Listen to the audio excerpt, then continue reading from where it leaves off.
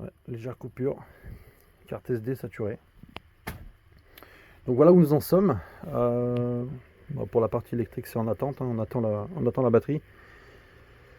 On attend aussi les payes, parce que bon, tout ça coûte cher. Pour du coup, je disais, virer le Cyrix et passer sur un chargeur DC-DC. Encore une fois, si vous avez des marques à nous conseiller, je ne suis pas marié ni avec l'un ni avec l'autre. Des marques de chargeurs DC-DC correctes. Pour que ça prenne la place de Monsieur Cyrix CT. Je sais qu'il y a une version compatible lithium, mais j'ai pas envie de tenter le risque. J'ai vraiment pas envie.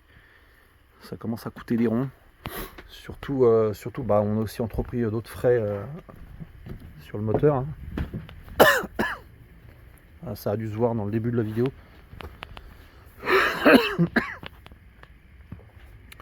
On a une belle pièce de compétition, neuve.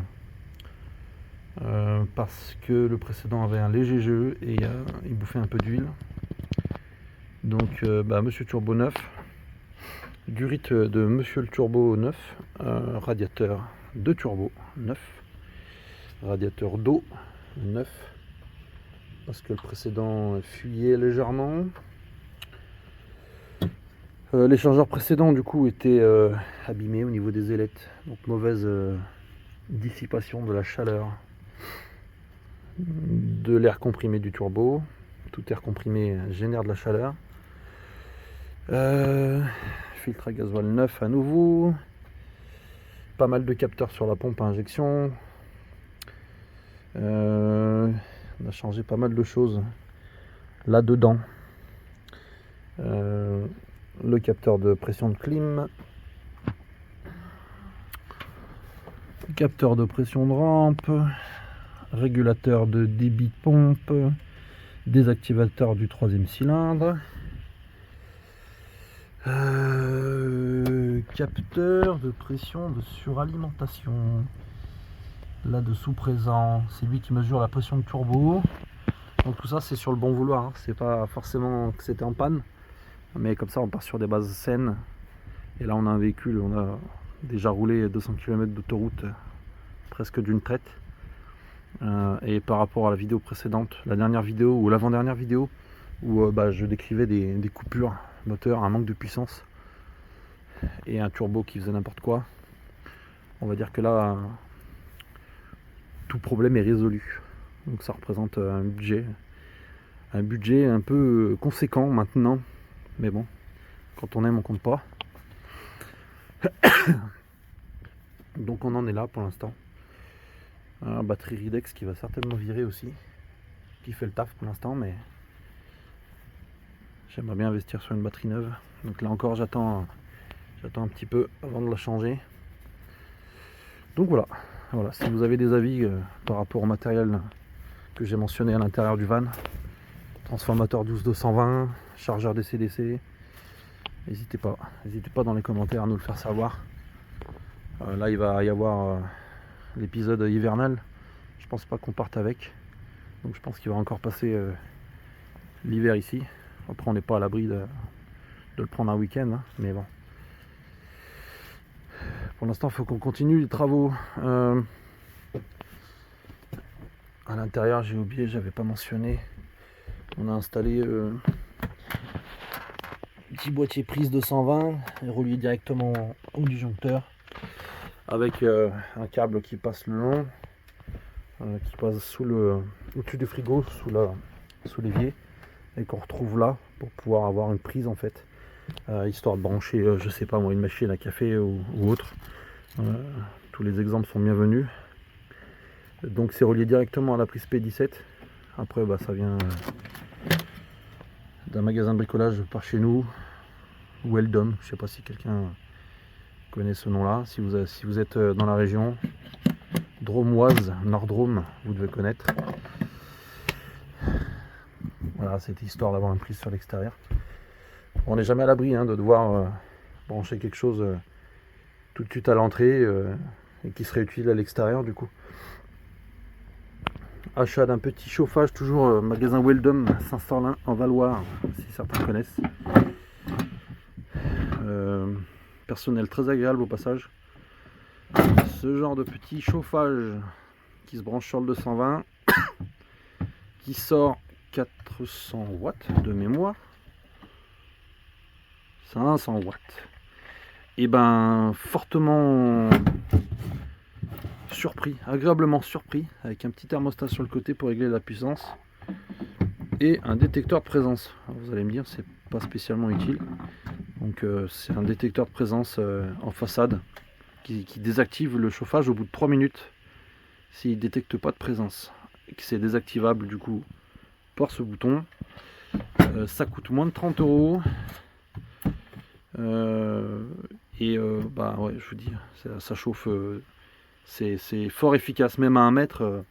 Donc tout ça c'est pour tempérer un peu l'intérieur du van. Ça va être branché, soit on va lui laisser son thermostat, soit on branchera donc au cul de la prise une prise réglable en termes de déclenchement, un timer, je sais pas comment on appelle ça. Une prise qui va déclencher sur des plages horaires définies pour qu'à l'intérieur il fasse pas trop froid, pas trop humide. C'est pour faire l'hivernage en fait, vous avez bien compris. Donc ouais, c'est bien agréablement surpris par ce petit appareil. Et puis les journées, les soirées d'hiver en tout cas, parce que là il n'y a encore rien de fini.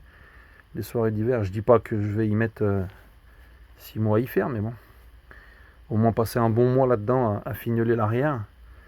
Je serais bien content d'avoir un peu de chaleur dans le van. Achat aussi également d'un chauffe-eau boiler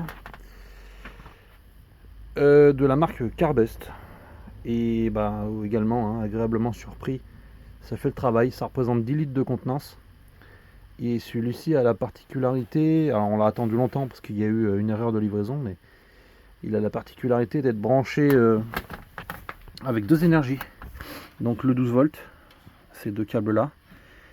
C'est pas fini d'agencer, c'est vraiment, là on fait des essais de placement pour avoir de la place, pour pouvoir passer la cuve juste à côté et voir ce qui reste en place dans la soute après.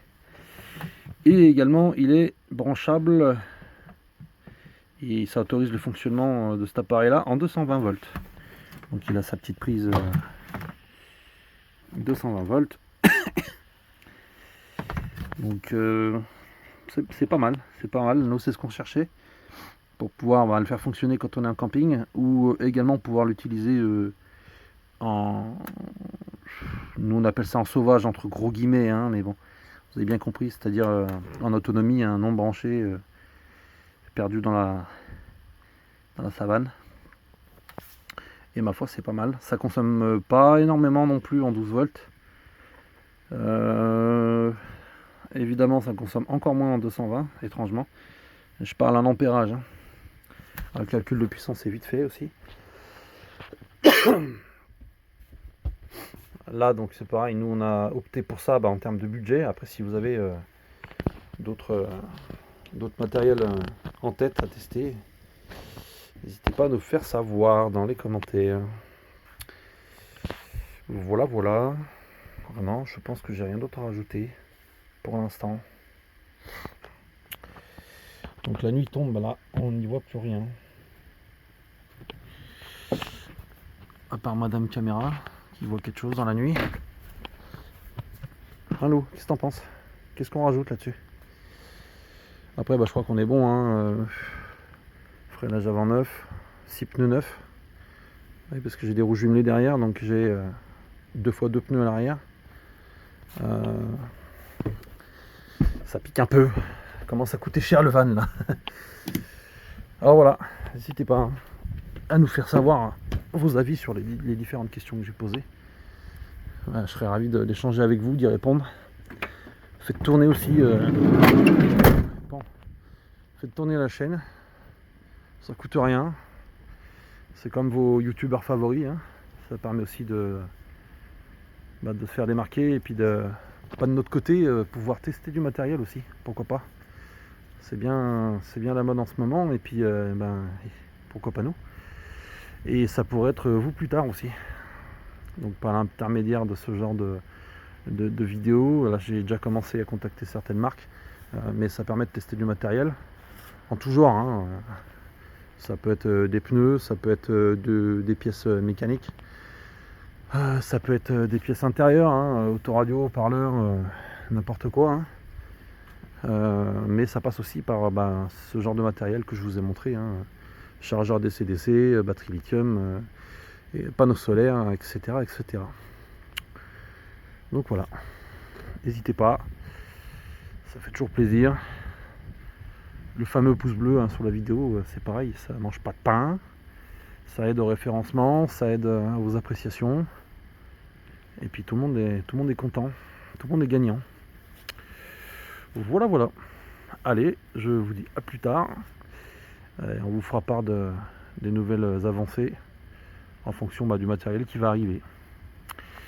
A plus tard.